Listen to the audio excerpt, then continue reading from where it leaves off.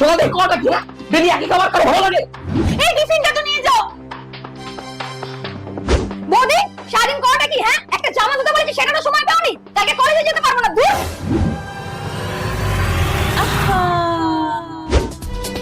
খেতে দাও। তোর বউয়ের ভীষণ শরীর খারাপ, দুপুরে কিছু রান্নাও হয়নি, আর আমার তো এখন অত ক্ষমতা নেই যে আমি কিছু করব। ঠিক আছে আমি দেখছি। আরে বাসনি তো এটো। কি করে? ভালো করে ভালো করে।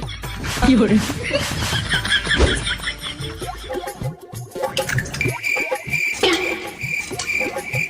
এই তুলে গেল, বুঝো তুলে গেল। কি করে?